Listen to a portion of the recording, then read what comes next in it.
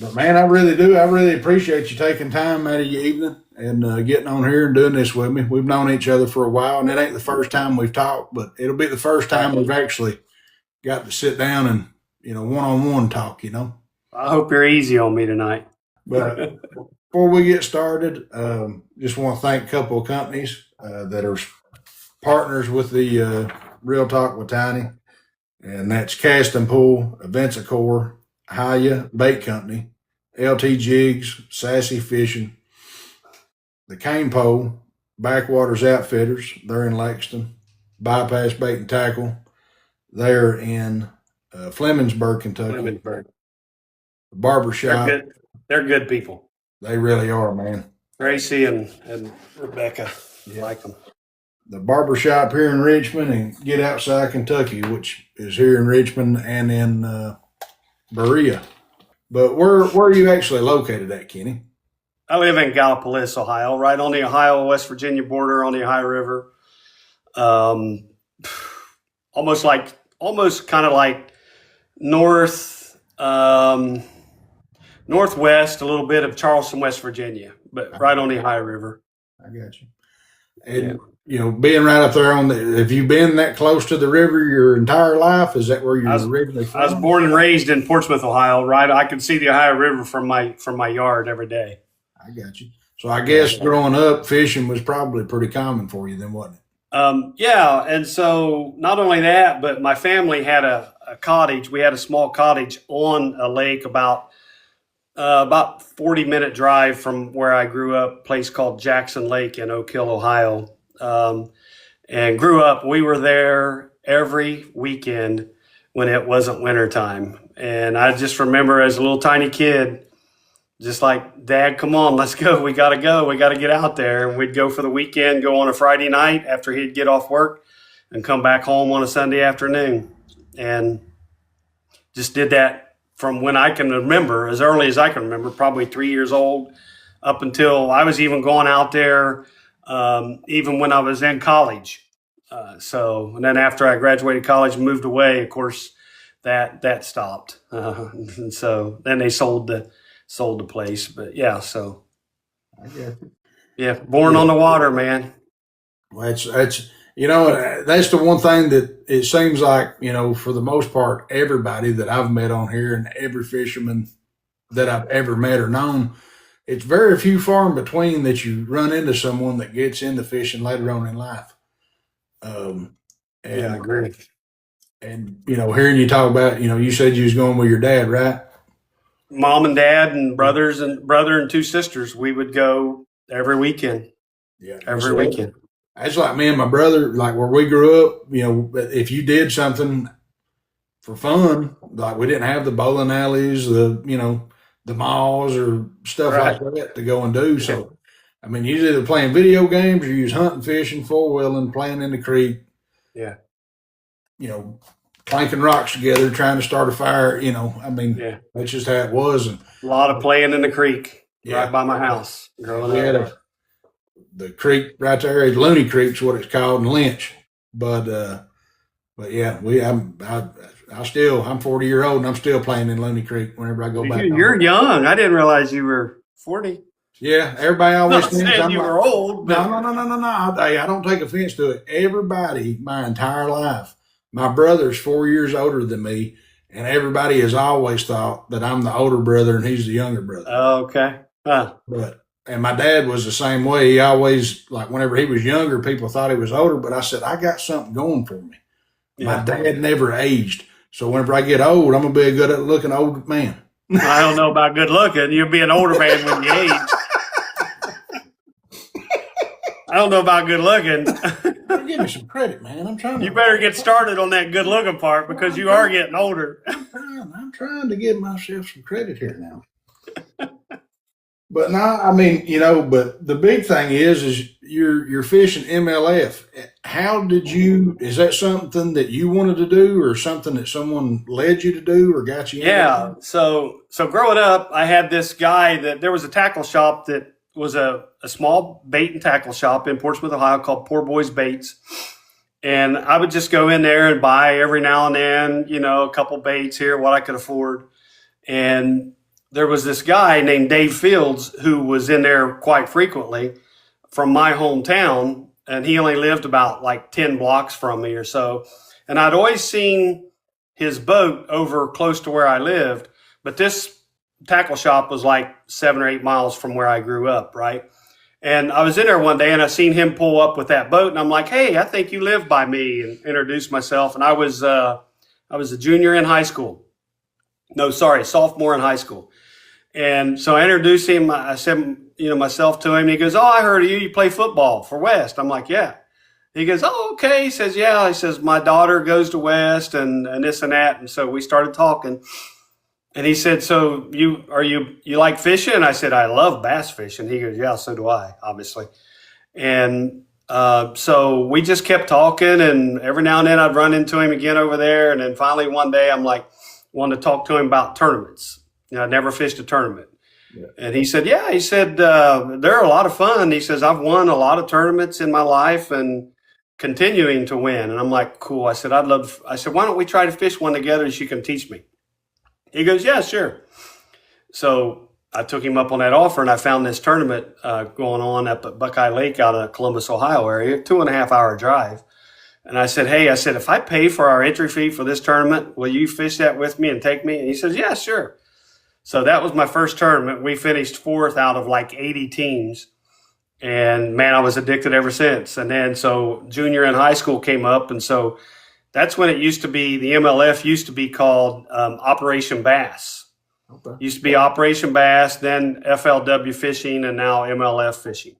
And so I joined as a co-angler one of the tournaments, the first one I ever fished, and a junior in high school, and I cashed a paycheck. I finished 19th out of like 200 people.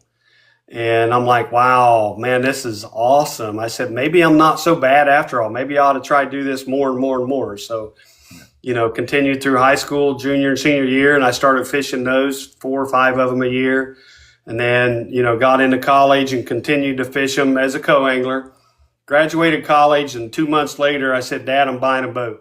Let's go to Green Boat and Motor in Spindale, North Carolina, and I'm going to buy me a brand new Ranger boat." He goes, "No, son, you just graduated college." I'm like, "Dad, I'm making good money." Yeah. He's like, "Okay." So Dad and I hooked the truck up, and off we go, and went down, picked up a brand new Ranger 350V and brought it home. And man, oh man, Tiny. It's been a ride ever since then, ain't it? Oh, it's been an amazing career, I have to say. There's some heartbreak tournaments, some major big tournaments. I've come so close a couple times. I've been second place in some of these big MLF events, third a couple times, fourth, fifth, sixth. I did used to fish Bassmaster a little bit, the Bass Opens. I did used to fish those a little bit, but I kind of like fell out of loving those for whatever reason. I just didn't feel comfortable with BASS. And so I stuck with MLF, and I've been doing MLF now exclusively for about the last 6 years or 5 years. But I was mixing in the MLF Toyotas and the Bass Opens together all in the same year, and it was a little much, but I stick with MLF events now, the Toyota series, which I've already had 2 of those this year, have 1 left coming up May 13th, 14th, and 15th. It's the last one of the year for the MLF Toyota Central Division. And that's in Lake Eufaula down in southeast Alabama, right, like almost on the Georgia border. Getting close to Florida down there. But anyway, so that's coming up. Where I was at today was in Indiana, practicing for my first MLF BFL tournament, which is May 9th. So I'll be down there May 7th, 8th, practicing, and then 9th on the tournament.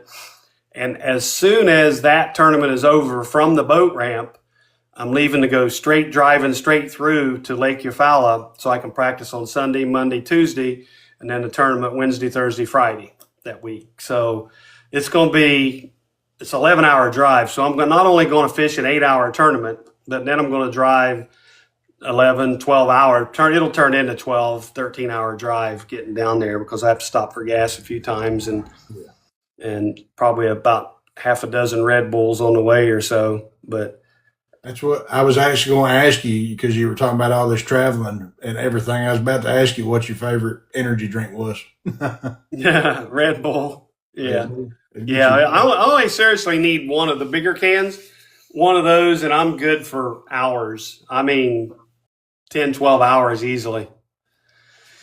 And so, yeah, I'll be doing that again. Now, I just had the last Toyota was at Pickwick, and I was down there for that for like 11 days. And also for the one before that was on Gunnersville, the Toyota. I was down there for 8 days for that. And, you know, it's an expensive hobby. Yeah. Entry fees are $1,800 just to enter. Oh. You know, and then you got your expenses for, like, there's a few of us that get an Airbnb. We'll rent a house somewhere. And so we do that, and we just go to the Airbnb, and then of course you got all the gas in the tow vehicles. When I got my GMC Sierra AT4, and I get pulling a boat, I get 9.4 mile to a gallon. Yeah, that's always fun. I was messing with my buddy the other day because he's got a pontoon and he's got a GMC Denali, Yeah. pickup truck. And he said, man, he said, what kind of gas mileage? He said, you getting it with that Hemi pulling your pontoon? I said, about 18 to 20. And he went, do what? I mean, he was like, are you serious? And I was like, no. I was like, probably. I said, I don't even want to look. I said, probably like 12. I said, if I'm looking. Yeah, no, it's pretty bad. It's awful. But so you got all that gas, you got food, you got the Airbnb, the entry fee. It's an expensive hobby, and thankfully, I have some amazing sponsors: Toyota, Fayetteville, Arkansas, Miller Tech lithium batteries out of Middlefield, Ohio, K9 Fishing Line, and Douglas Rods. All people helped me a lot. I've got a couple other people that helped me along the way here. Silver Fox, Tom Lucas, and his scent. Shoot, I got stuff that's not even labeled. Yeah. I got stuff that's not even labeled. It's got tester on the side, and I can't tell you what that is, Tiny. That's perfectly fine. And that's the thing. But I got the other stuff I keep right here. It's right there at the handy. But while we're on it, you was talking about Tom Scent. I know that you're sponsored by several companies and, Silver Fox Fish Attractant. I've got to get used to saying that because he's changed his name from Fishing Rigs to Fish Attractant. Yeah. So other than Silver Fox Scent, who else are you sponsored by? Game Changer Baits. Donnie Cass, owner of Game Changer Baits. One of his baits won iCast in several years ago. I can't remember which year it was, but he had a bait that won iCast, and that's pretty innovative stuff. Oh, yeah. And I actually got some of his stuff here. He's got some pretty unique stuff. If you don't mind, I'll just show. No, you're perfect. One of my favorites is this right here. It's called the Straight Up Spinner Bait. As you can see, the wire bent is a whole lot different. And look at the head. Yeah. The paint job on that head, and then also the blades. Let me see here. There. Well, looks like a threadfin shad. Oh, yeah. Yeah, that's cool. And this bait right here comes through, especially weeds, like a dream. I don't think I've ever hunted, even when I was in Florida in December with Tom Silver Fox, I was throwing this bait, and he's just like, dude, he said, that thing don't hang up in weeds at all. You don't even get a string of a weed on there. I said, yeah, I know. I said, it comes right through it. It's got the flat head to it, so it's not a wider, bulkier head that's going to grab and It hold almost on looks the like a weed. swim head on a swim jig, kind of. Yeah, I mean, it's and then he's got another bait that I really like. It's called a roller jig. Here, and it's got the concave head. I don't know if you can see that, and you can see that head. So that bait, when you throw it out, and it's you throw it and it's heading to the bottom, it's doing this all the way. It's doing like this. It's kind of like rolling. And these are my two favorite baits. He's got a pretty good line of baits. You can go to GameChangerBaits.com and look up his stuff. He just came out with a Sakamata shad, only it's printed. Yeah. One of them is the threadfin shad color, just like that. And I got it right here in the boat. I can pull them out, but I could show them real quick if you want. But Whatever you want to do. he's got some pretty amazing, unique stuff. So yeah, Game Changer Baits, Silver Fox. Tom helps me out a lot. He kind of gives me a little bit of heads up notice to say, hey, I'm thinking about this, and you want to test it, and this and that. So. Oh yeah. Yeah, I had the bluegill scent before anybody had it. I had the nightcrawler before anybody had it. Well, actually, there might have been one or two other people that had the nightcrawler before me. But he Tom does an amazing job with that scent, he man. does. And Yeah. and you know, and we all want to catch more fish, but the most important thing about his scent is the cause and what it goes towards. Oh, absolutely. Yeah. You know, him donating, you know, the sales from that to the Children's Hospital. Yeah. There, you know, you don't see very many people. You know, there's auctions and things like that people do to raise money, but you normally don't run into someone that's doing that all year long. Yeah.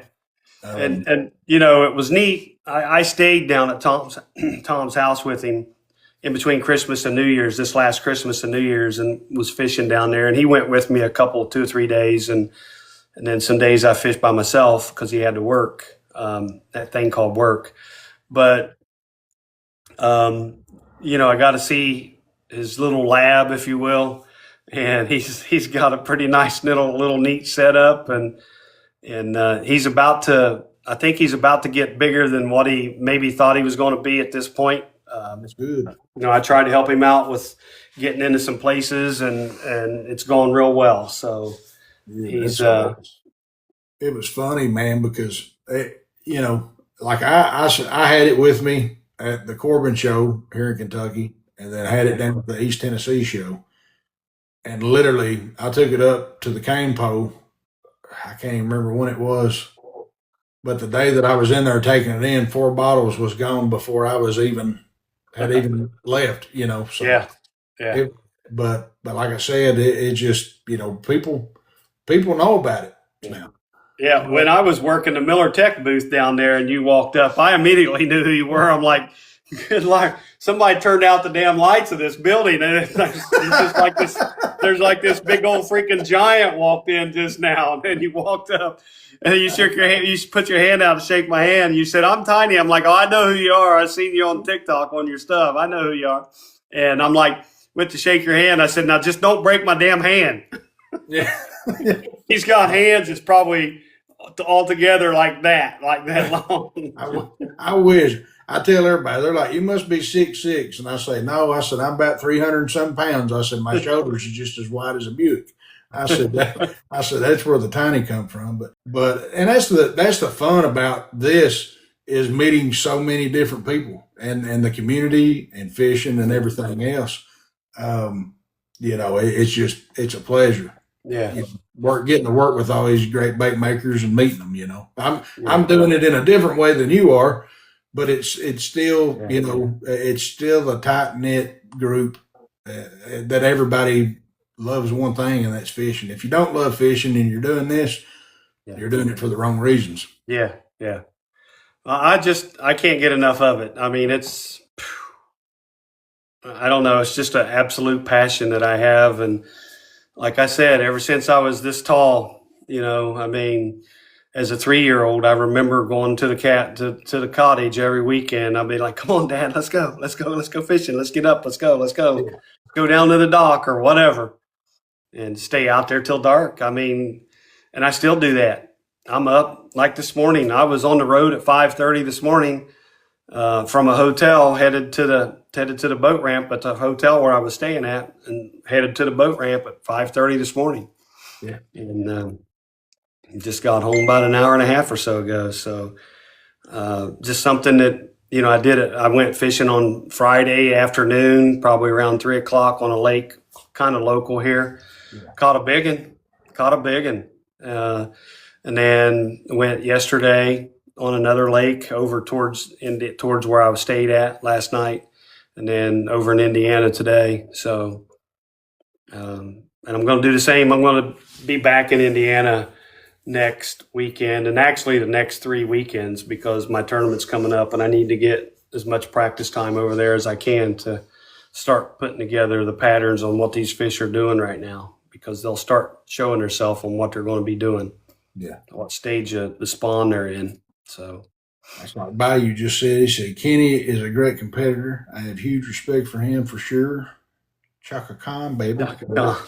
He said earlier, I was going to get back to it, but he said you whipped his butt in a tournament down there. Is that true? Man, I'm a humble man. All I can say is I had a good second and a third day.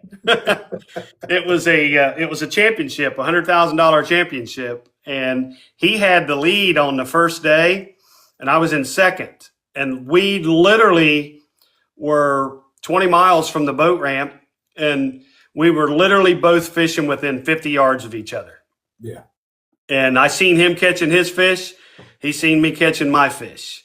And I'm like, God, he just caught a big giant. And then I'd catch a good one. And I'd look over and see him fighting another one. I'm like, God, there's another giant he's got. And anyway, so he had the lead the first day. I was in second. The second day, he kind of stumbled a little bit, and I didn't. So I kind of jumped him, and then I made it on into that third day as the top 12 that make the last final day. And so I made the top 12 cut, and had a good tournament. But the name of the place is called the Occoquan River.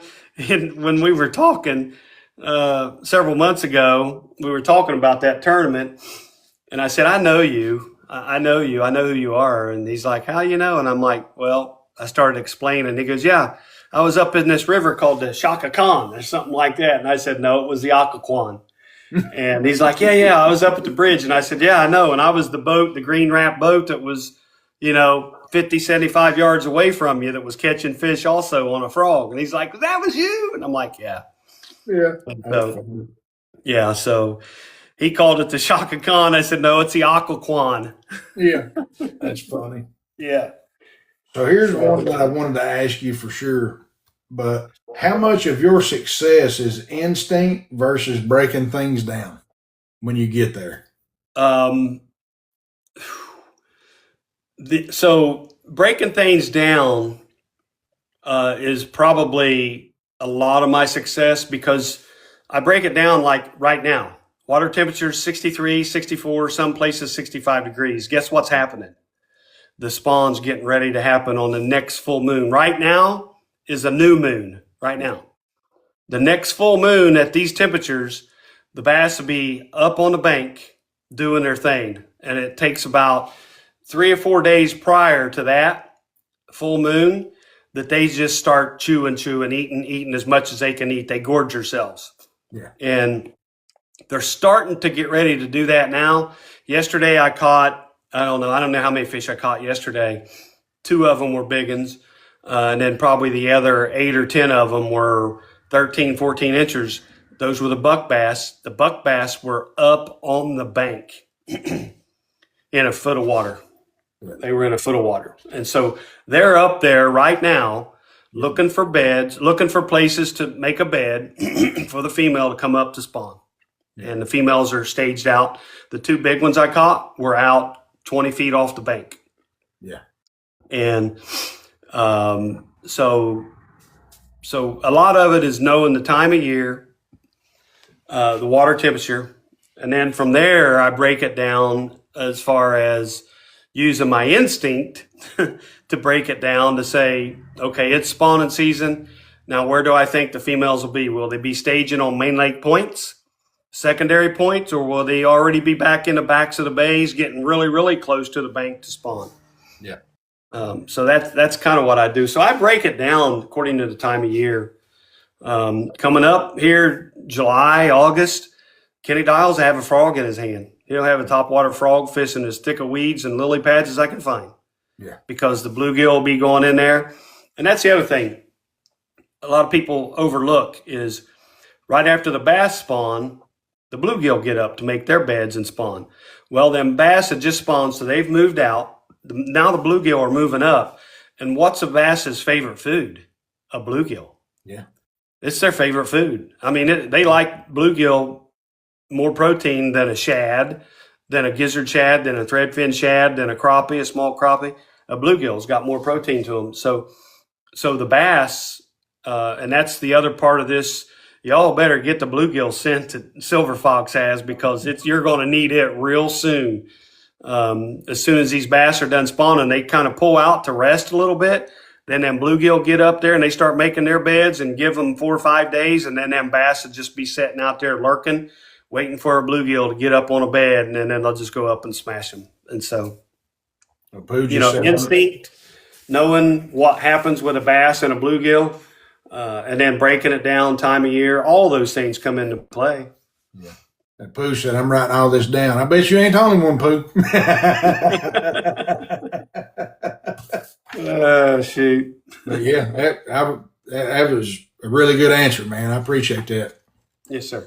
And here's another good one. It's kind of breaking it, explaining your ways of breaking things down. And if there's any of these questions that you don't want to answer, or if it's a secret, let me know. I won't be offended by nobody in here will either. But how do you manage pressure when every fish counts? I look at it as, if you lose a fish when every fish counts, I look at it as, in fact, some of the people that I've ever drawn in tournaments, if they lose one or something, I just say, listen, you got to be like an NFL quarterback. You have to forget the last play. Yeah. You have to keep concentrating. As much as it's back here that you just lost a good fish, you have to forget it. So you got to be like an NFL quarterback. You got to continue forward. I used to coach middle school and high school football. And that's the same analogy I used to tell kids. I'd be like, the ones that I said, whenever you start driving, I said, look up in the rearview mirror and see what you can see. Yeah. I was like, because you ain't going to see what's in front of you. I said, It's no different. I was like, you got to forget it and just keep driving. Yeah. No, I don't look in the rearview mirror. It's hard at times. It takes 3 or 4 casts to get that out of your head. But if I lose one, I'm immediately getting the bait right back in the water. Yeah, am I still thinking about it on what I did to lose that fish? Absolutely. Yeah. But I look at it as, okay, I got to not do that the next fish I hook, because I don't want the same thing happen to the next fish that just happened to that one. Yeah. It's so like an NFL quarterback, man, you have to forget it. You have to forget it quick, because when you're fishing for 100,000, or in these Toyotas, 135,000 to win, tiny. You can't get spun out, and that's what we all say is, man, I got spun out today. You can't get spun out. Yeah. The minute you get spun out, you've already lost the tournament. Yeah. I can see that for sure. So you were kind of talking about you were talking about you and Bayou earlier. So I'm going to ask this. I have no idea how close you and Bayou are, if y'all ever spent time together or fished together. Never met him. Okay. Well, then just at that tournament. Other than that, because that was a pretty funny moment. He was catching fish. You was catching fish. What is your funniest moment that you've had on the water during a tournament? Funniest.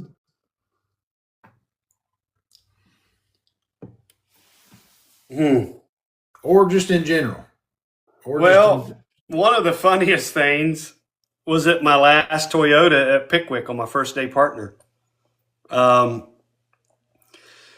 we were just chit-chatting, back and forth, and he come right out of the blue with something that I'm like, I stopped and I looked back and I said, dude, what? He says to me, did you ever cut yourself shaving? I'm like, no. I said, I do pretty good. He goes, no, I don't mean there. I said, what the hell? He said, man, listen, I just found this amazing razor. It's an electric thing. He says, you won't go wrong. He says, you'll never hurt yourself down there again. And I'm like, are you serious? And this dude literally stopped fishing and looked it up on Amazon and took a snapshot of the picture and sent it to me on my cell phone. He said, there, you got it on yourself. I'm like, dude, we're fishing for $100,000. Yeah. I'm fishing for $135,000. You're fishing for $50,000. And you're sitting here sending me pictures like this. At least he didn't I send said, you. At least he didn't send you a picture of the before, like a before and oh after picture of God, it. oh Usually, my God, oh my God, no, thank God.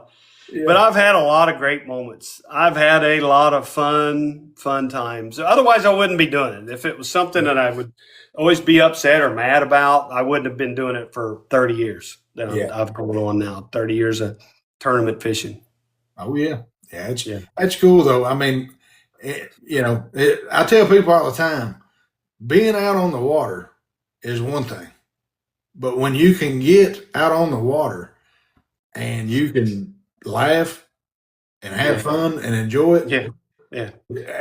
because I'm telling you, dude, I got live scope a while back. Brian Rowland that's in here, he's never seen the live scope screen. And I sat out there for 30 minutes trying to get it to work. It had that source not found code up, and I was Yeah. still new to it. And I'd sit there and fool with it for 30 minutes, and I was so mad I was saying things that I cannot say on here. And finally, I looked at Brian. I said, "I'm sorry." I was like, "But I'm cutting this screen off." I said, "We're fishing." And he was like, "Fine by me." He's like, "That's how I do it, anyways." But Yeah. but he was Yeah. he was wanting to see some of the structure and stuff. He hadn't been on wheel green in a long time down here. Yeah. But we still had a good day and a good time. But man, it started out I was madder than hell. Yeah. I hear you. If you could only fish with 3 lures during a tournament, which 3 lures are you going to fish with? Spinnerbait, chatterbait, and a creature bait. I got you. What's your favorite color to throw? Uh, um, Well, let's back up on that.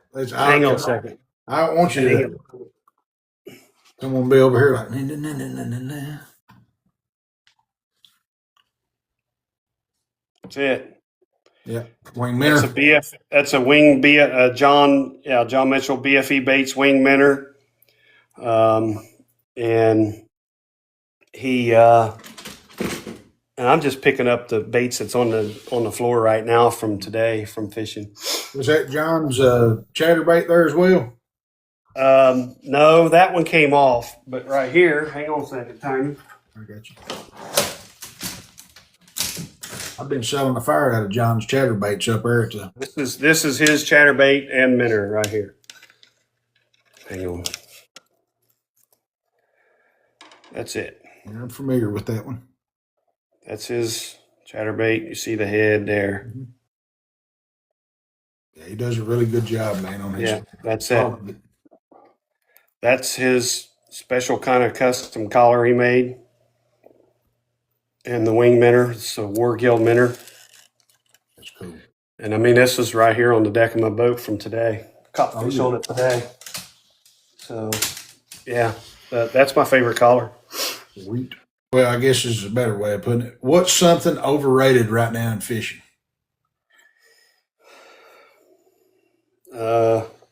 Fuzzball. It, Huh?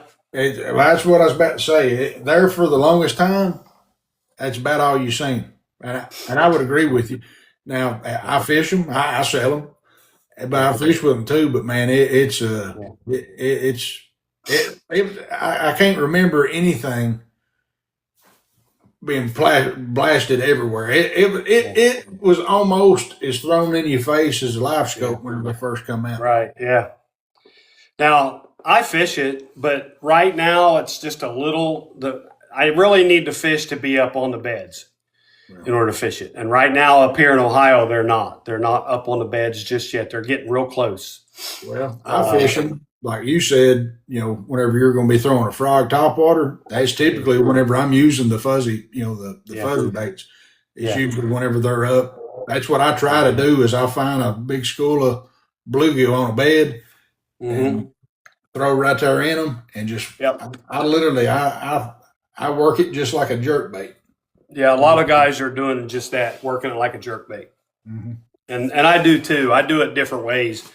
But the part of the year I'm really looking forward to it is when fish really start getting up under boat docks. Yeah. So instead of a wacky worm, I'll be skipping that your urchin bait up under the up under the boat docks. I got you. Yeah. Hypothetical question, and I hope it never happens to you. But if every one of your fishing rods were to be stolen from you before a tournament, and the only place you could go to was Walmart, what are you going and picking up? Probably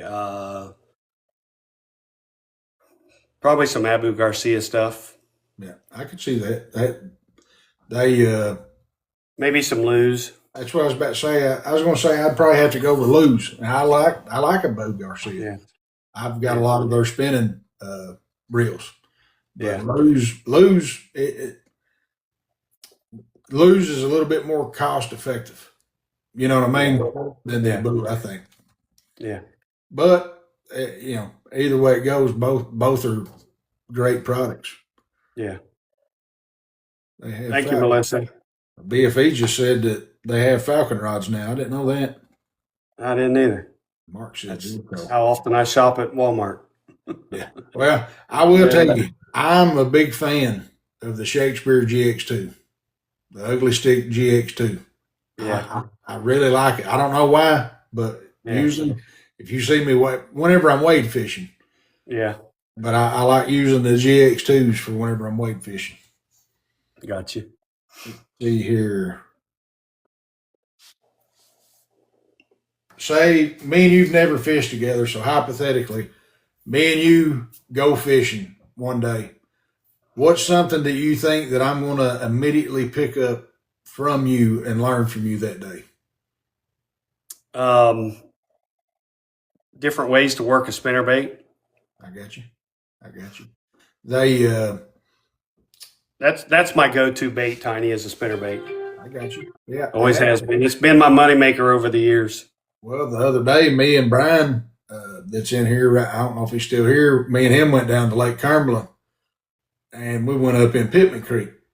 And Brian, he was flipping D&L tackle, Cumberland crawl, jig, and I think it was a pumpkin orange express crawl as a trailer on it, and caught two really nice largemouth and ended up catching a huge, as a biggest smallmouth there. It's well over 20 inches.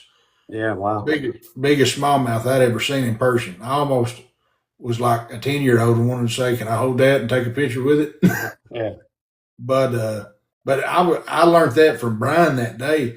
But I was throwing a spinnerbait, and honestly, that's one of my favorite baits to throw year round is a spinnerbait. Yeah, mine too. Very versatile bait. You can work it shallow. You can work it deep. Yeah. Slow roll it.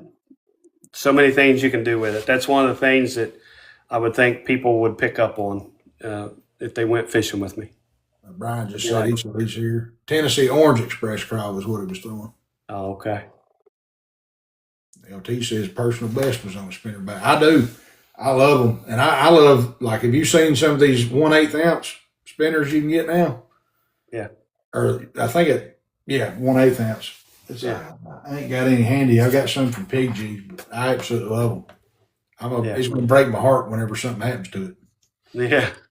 If you could give someone one piece of advice before they get in, or say, I'm going to start fishing MLF, and I come to you and I say, "Kenny, man, I need some advice." What's one piece of advice that you would give me or anybody that's getting ready to fish MLF? I would say go as a co-angler, first and foremost, to get like in a MLF or like a BFL series in the MLF, 5 tournaments. So you're probably going to have 5 different guys you would fish with throughout the year. You're going to see different styles of fishing, different baits being used, and how they're using them. Some may work, some may be awful fishermen, but you're going to get to see different styles of fishing, and you need to absorb that like a sponge. You have to pick up on what the guy on the front of the boat's doing. Yeah, I can see that. And that's something. I joke with everybody. I've got the 22 DLX sun tracker. I said, but once I retire, I said, I think starting next year, I'm going to work it a little bit this year, and I might fish some local tournaments later on in the year just to do it. Yeah. But I told someone, I said, if I can transition, every time I go to the lake, 9 times out of 10, I'm trying to chase the frying pan. Mm-hmm. And whenever I've got that scope in the water, but I'm getting ready to reverse it. I'm already trying to get in the habit of it. Whenever we was down on Cumberland, I started looking for bass, and then if I found crappie, that's whenever I'd stop my crappie fish. Okay. So the last 2 years of me having the boat, I was running. I've seen bass tons.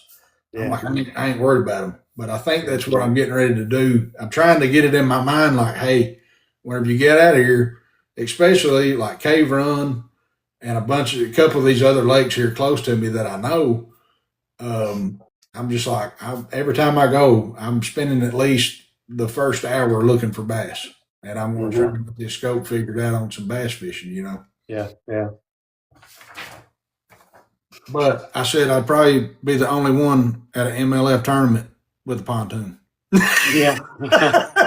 Yeah, you will, because I've never seen one. Yeah. I said, could you imagine that? People are like, what's this idiot doing? Yeah. That's right. I'm an idiot.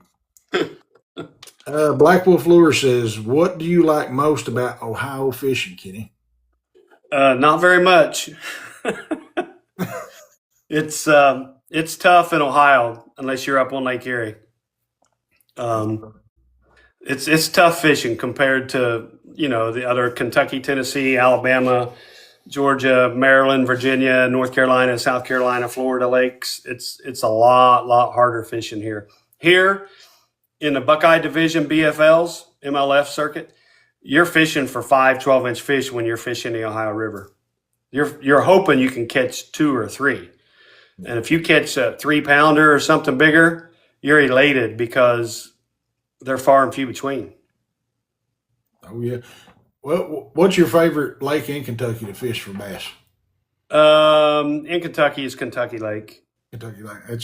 I've heard a lot of that. Usually I hear Kentucky Lake, and then it's usually Dale Hollow, and then Cumberland. I don't like Cumberland so well. I love Kentucky Lake. It's my style of fishing. It's a shallow lake, and I'm more of a shallow water fisherman, hence the spinnerbait type fisherman. Yeah. And so Kentucky Lake sets up well for me and my style of fishing better than Cumberland or Dale Hollow. I got you. That makes sense. Yeah. Well, man, I do a little segment. I'm not sure if you're familiar with it or not, but I call it No Time to Retie. So that's where we're at, bro. Oh, I told you I didn't want to do this. Yeah, but it ain't going to be hard. It's not hard, but it. But you are on the spot. Just don't even think about it. The first thing comes to mind, spit it out. Okay, I'm ready. No time to retie. Lake you'd marry. Lake Chickamauga. Lake you'd ghost.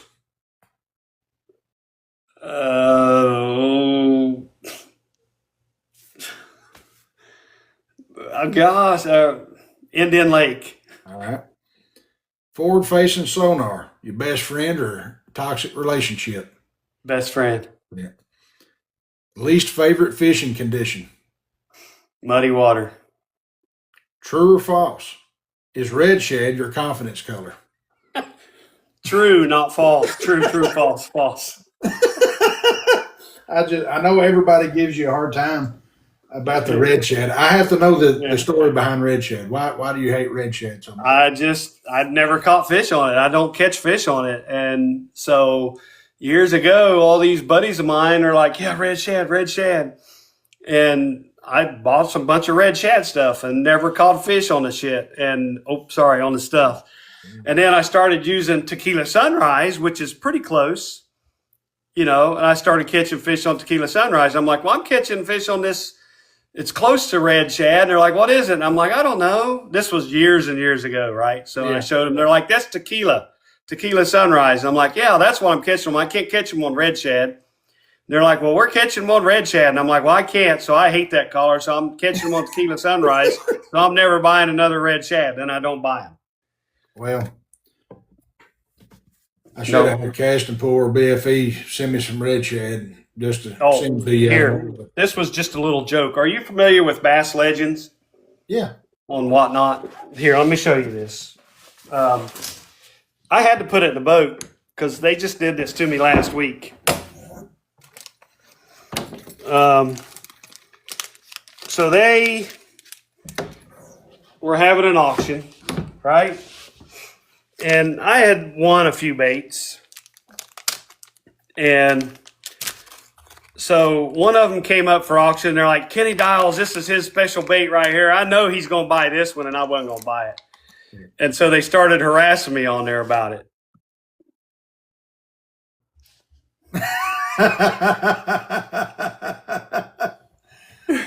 Oh, man. I said there'd never be a red shad bait in this boat, but yet here it is, and I had to do that. It was too funny. And so not only did they do that, but Tom Lucas is the one who set him up to do this. Yeah. That's hilarious. So they sent a whole bag of worms, a whole bag of red shad worms. That's cool. Cody Howell says you fishing the BFLs, Kenny. Yeah, fishing all the Buckeye BFLs, and like I said, I've already fished 2 of the 3 Toyotas this year, with the last one coming up. As soon as I fish the first Buckeye BFL at Tanner's Creek, I'm leaving straight from there to Lake Eufaula to go fish the final Toyota. Nathan Bush says, Kenny, on jigs, do you prefer football heads or wedge heads? Arky head. Yeah. Unless I'm fishing deep like 20-foot water, then I'll throw a football head. Favorite color spinnerbait?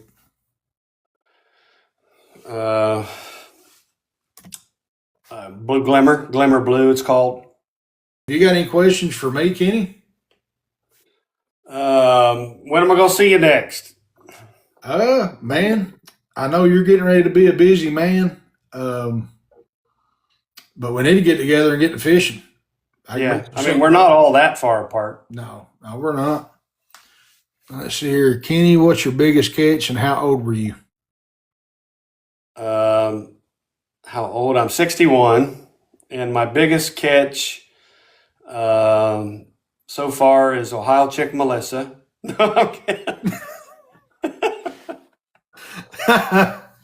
She's gonna get you.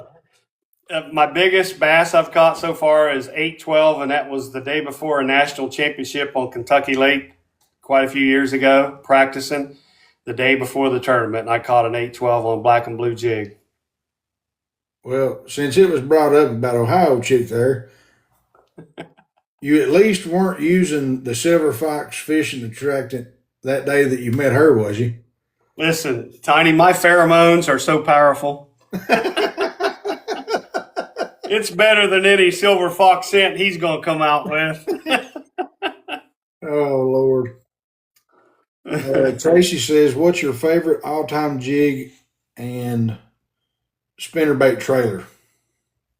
So spinnerbait trailer, I like a Genesis minnow made by Motivated Fishing as a spinnerbait trailer. It's just a straight flat tail. Let me see. I think I got one. Yep. Here's one right here.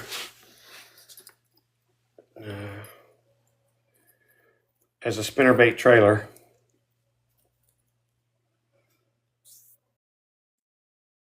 Just one of them. And then a BFE wing minnow on the back of a chatterbait, my favorite. What else was the question? Which silver fox scent tastes the worst? So far, I haven't had the night crawler, but Tom was with me when a chunk of the bluegill came off of the chapstick and landed on my lip, and that was pretty nasty. I don't know how it did either. I opened up the cap and it just popped out, a little chunk of it, and landed right on my lip, and I'm like, yeah. I bet that was nasty. Yeah. And so and it's funny that you say that because Pooh bought some from me at the Corbin show. And whenever she got it, I was like, that ain't chapstick. She's like, well, I ain't stupid. I was like, listen, I'm just telling you so you don't get it mixed up. I was like, Yeah. I know how I am. I'll have stuff in my pockets and get out, get done fishing and throw it in a cup. I was like, I was like, you don't want to get confused and rub that crap on your lip. Yeah. Lucky item, Kenny, from Bayou. Do you have any lucky item that you take with you? I really don't. I'm not superstitious like that. If you could change one thing, what would it be? Uh, so years ago, I used to be sponsored by Shimano, and when Leslie Bent was their national marketing director, I used to work some shows for Shimano here and there, mostly local in Ohio and whatever shows. And she approached me about joining the Shimano national pro staff team and to travel with and room with Jimmy Houston. And they made me a salary offer. And I'm a plastics chemical engineer, so I've been making some pretty decent money my whole career since college. And I just told her, I said, listen, I said, as much as I would absolutely love to do that and fish professionally and do all this stuff going all over the country with Jimmy and everything, I said, the salary you offered is I just can't make a living on because I was married at the time and had twin daughters. I said, I can't do it. Had twin young babies, and I said, I can't afford it. And I said, now, if you want to come up with almost double what you offered, then I'm in. And she's like, well, I can't do that, but if you change your mind or something. So that's I wish they would have changed their mind. Not something I would have changed, but I wished I could have done something like that. That had been one of my life dreams, is to do something like that with Jimmy Houston. Oh yeah, no, that would have been. And W. Skipworth asked, "Are you for forward-facing sonar or against it?" I wished you would either be allowed to use it the whole tournament or not to use it the whole tournament. Kind of like what BASS is doing, where they flipped the coin and said, okay, you can use forward facing on this tournament, and you can't on this one, you can on this one, you can't on that one.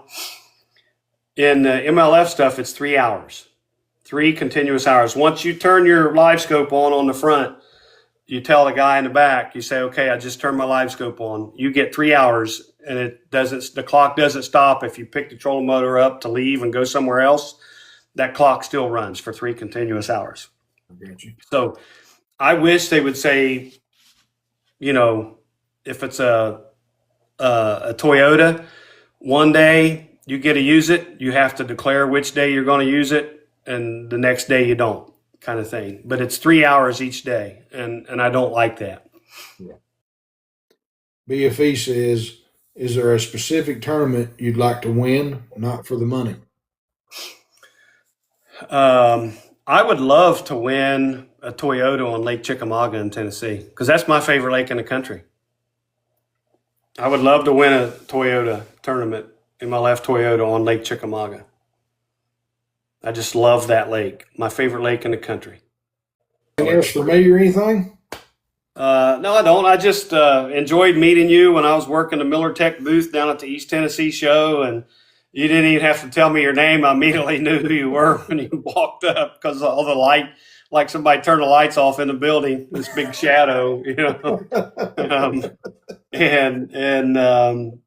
but no, I appreciate what you're doing. I know your passion. You're doing the painting and all these are your baits and everything.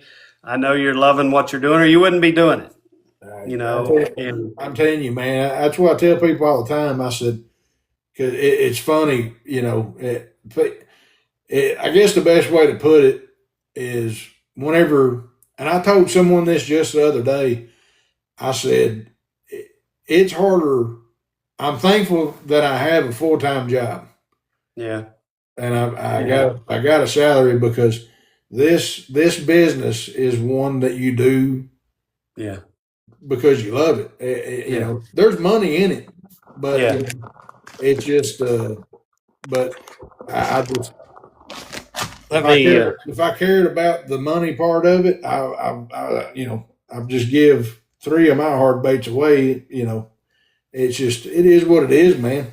It's There you go, just Tiny. This is just a little bit, you got a bait shop there at your house, and then there's there, then there's over there, and I have this much or more in the basement of my house.